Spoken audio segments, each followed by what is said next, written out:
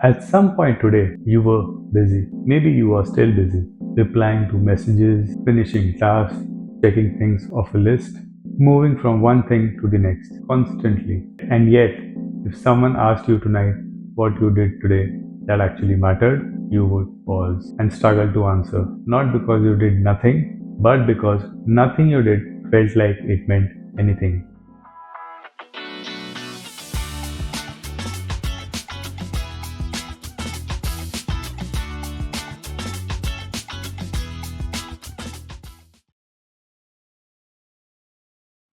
That feeling, that specific exhaustion of being busy but empty, is one of the defining experiences of our generation, and almost nobody is talking about it honestly. We have more to do than any generation before us. More notifications, more deadlines, more options, more information arriving every second that our grandparents processed in a year. And the world keeps telling us this is progress, this is opportunity, this is the life you should want. But somewhere between the productivity and the progress, something got lost. The feeling that any of it matters. Here's what's actually happening. The human brain was not built for this. For most of human history, urgency meant something real. A predator nearby, a storm approaching, a child in danger. Urgency was there, and it was always attached to something that genuinely mattered. But today, urgency has been completely detached from meaning. Your phone tells you everything is urgent. The email marked high priority, the notification that can't wait, the deadline that feels like a crisis, and your brain responds the same way it responded to the predator. Adrenaline, focus, action, except there is no predator. There is no real danger. There is just a never ending stream of manufactured urgency designed to keep you reacting, designed to keep you busy, designed to keep you from ever stopping long enough to ask, why am I doing any of this? And the system that benefits most from your busyness is very good at making sure you never ask that question. Social media is built on urgency. New post, new story, new trend, new outrage, all of it engineered to feel like if you look away for a moment, you'll miss something important. You won't. But the feeling is real enough to keep you scrolling.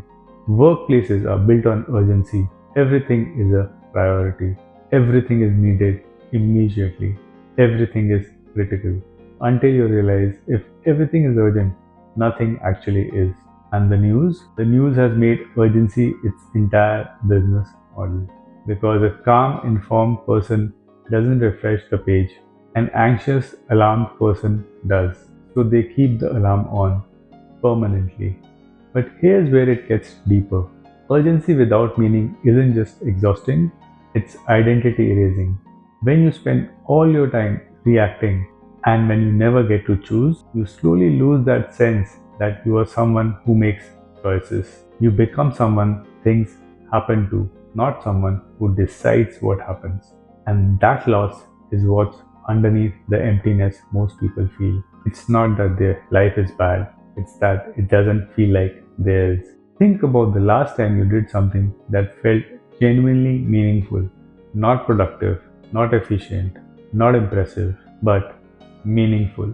Something that made you feel, even for a moment, that you were exactly where you were supposed to be, doing exactly what you were supposed to be doing. For most people, the moment is harder to find than it should be. Not because meaningful things don't exist, but because urgency has crowded them out. The meaningful things are rarely urgent. Calling your father just to talk, not urgent. Sitting with a friend without checking your phone, not urgent.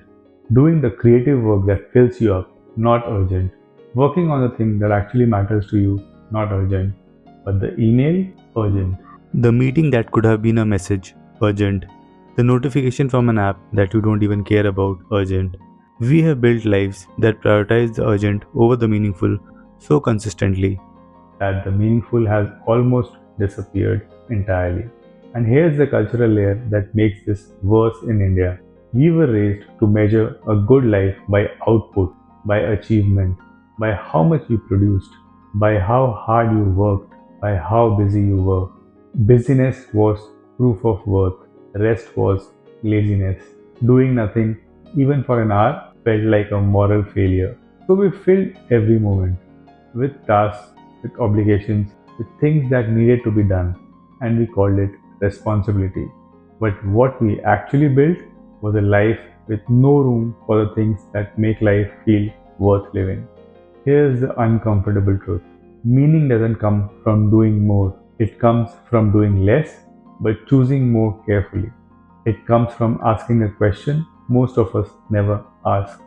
Not what needs to be done today, but what actually matters to me. And that question is harder than it sounds. Because after years of being told what to do by parents, by society, by algorithms, by workplace, most of us have lost touch with what we actually care about.